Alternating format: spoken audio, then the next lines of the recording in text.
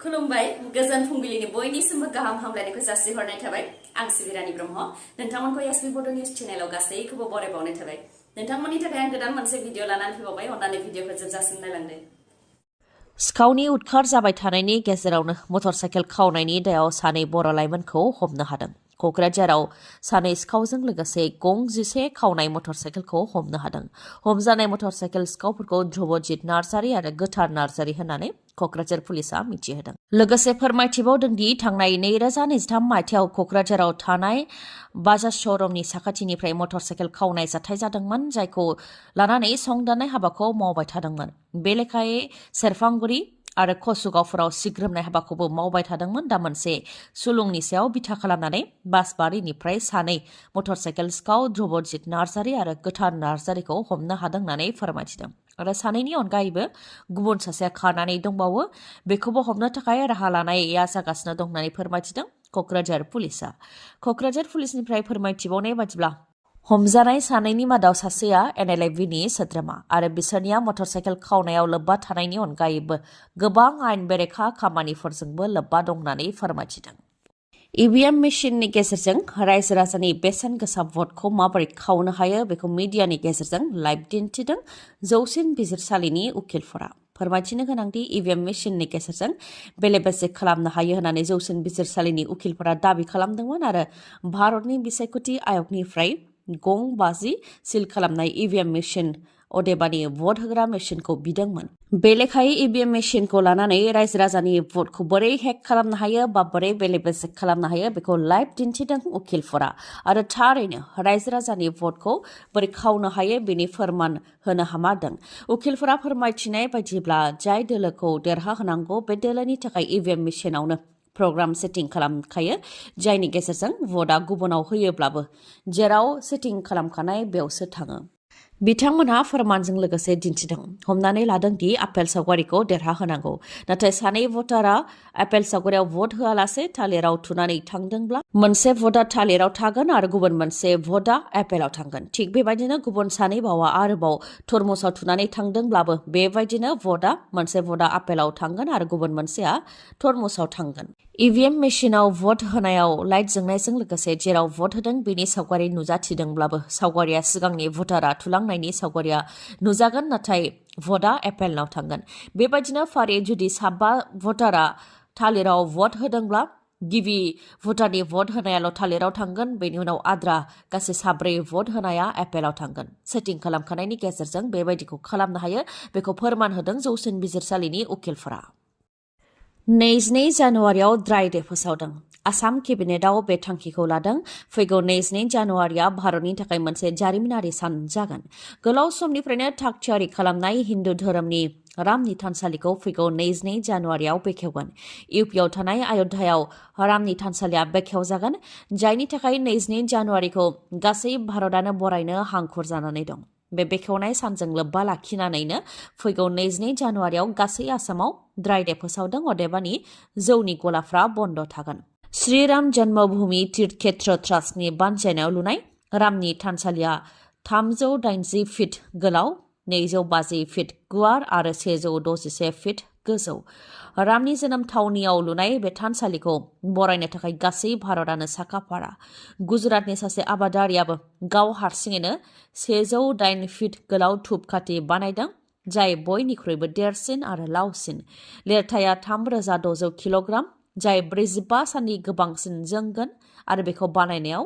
6 दान लादों होननानै मिथिहोदों धुप बानायग्रा बिथांनि मुङा 54 बोसोर बैसोनि बिहाभार वाट बेनि अनगायैबो इन्दरावबो 1,11,000 आलारि फोजोंनानै साजायगोन राम मन्दिरनि थाखाय साजायनाया फैगौ 14 जानुवारिनिफ्रायनो जागायजेनगोन हादराव खासियाबारि रायजो राजाफोरनि थाखाय गोजोनथाव खौरां बिटिआर सोरखारनि बानजायनायाव गसाइगाव महकुमानि सिङाव थानाय खासियाबारियाव थांनाय 2004 आरो 2005 मायथाइयाव लुनाय खासियाबारि देहा फाहामसालि जाय आद्रा जानानै दंमोन बेखौ लुफुंनानै होनो थाखाय गोदानै खुन्थिया गायसनदों बे बेखेवनाय हाबाफारियाव बाहागो लादों गसाइगाव बियाबनि MLA जिरन बसुमतारी EM रेवरेवा नार्जिहारि TCLCCनि मासिगिरि आरो गुबुन गुबुन UPPLनि दैदेनगिरिफोर लुफुंजायै खासियाबारिनि देहा फाहामसालिखौ लुफुंनो थाखाय बिटिआर सोरखारा रांनि सेंसन होदों होननानै फोरमायथिदों EM रेवरेवा नार्जिहारिया बेनि अनगायैबो UPPL सोरखारा लाइमोनफोरनि थाखायबो मोन 17 बिथांखिफोर लाबोदों।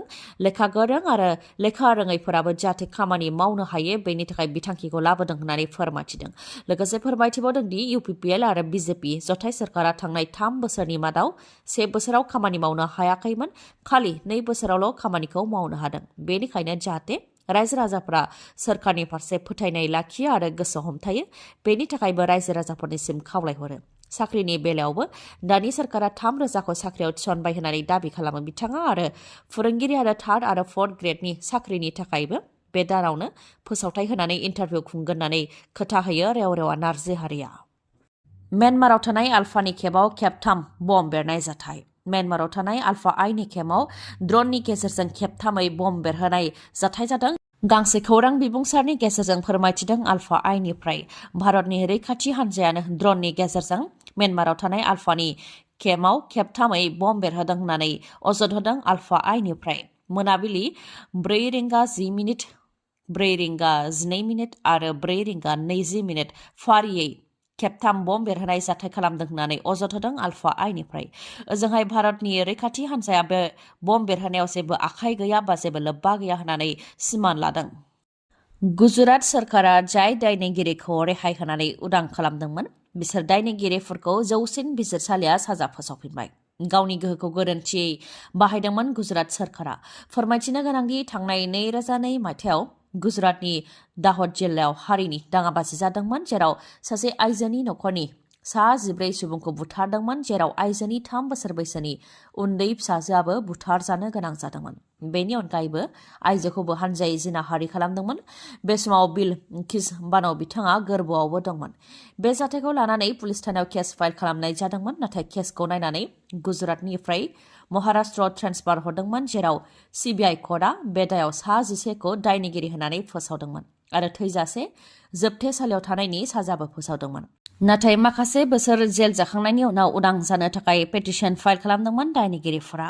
दायनिगिरिफोरखौ उदां खालामनो हानायनि गोहोआ सोरखारनावबो थायो होननानै जौसिन बिजिरसालिया गुजरात सोरखारनो एंगारनानै होदोंमोन, जेराव गुजरात सोरखारा रेहाय होदोंमोन दायनिगिरिफोरखौ। दा गोलाव सम कर्टआव नांफिननानै गुजरात सोरखारा रेहाय होनाय दायनिगिरिफोरखौ फिन दायनिगिरि फोसावफिनबाय जौसिन बिजिरसालिया। रायजोआव फिन थाद'नाय गैयै गारि मटरनि बन्द जाफिनगोन नामा? फारसेथिं गारि सालायग्राफोरनि हिट एन्ड राननि सायाव लाबोनाय आयेनखौ बोखारनांगौनि थाखाय गारि सालायग्रा गौथुमनि दाबि। बेराफारसेथिं हिट एन्ड राननि सायाव आयेन लाबोनाया गोनांथि दं होननानै सोरखारनि फिननाय। गारि सालायग्राफोरा लामा सामायाव जाब्रबथाय खालामनानै गालांनायनि सायाव आसामनि हान्थामेला बिफाननि मन्थ्रि परिमल शुक्लाबैद्या बिथाङा बुंथिदोंमोन आरो जाब्रबथायजों जिउ खोमानांनाय सा 3,151 सुबुंनि जिउखौ लाबोफिननानै होनो थाखायबो बुंथिदोंमोन।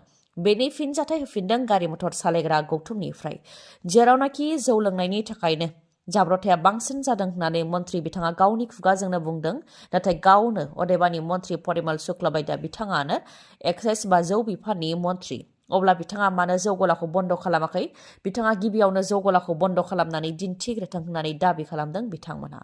आरो मार्गेरिटानि MLA भास्कर शर्मा बिथांनि गारिजों जिउ खोमानांनाय नाइट सुपार ड्राइभारनि जिउखौ लाबोनानै होफैफिनग्रो, अब्लानो गारि सालायग्राफोराबो 3,000 थैनायफोरनि सायाव राहा लागोन होननानै उल्थायै फिननायखौ होदों। फोरमायथिनो गोनांदि मटर गारि सालायग्राफोरनि सायाव जि आयेन लाबोदों, बे आयेनखौ बोखाराब्ला थाद'नाय गैयै गारि मटर सालायनायखौ बन्द खालामगोन होननानै हुमखि होदोंमोन। मागो फोरबोसिमाव जेबो फिननाय फैयाबा बन्द फोसावफिनगोन होननानैबो हुमखि होदोंमोन गारि मटर सालायग्रा गौथुमनिफ्राय। गोदान मटर साइकेल बा स्कुटि बायनो गोसो दंब्ला नोंथांमोननि थाखाय मोनसे गोजोनथाव खौरां।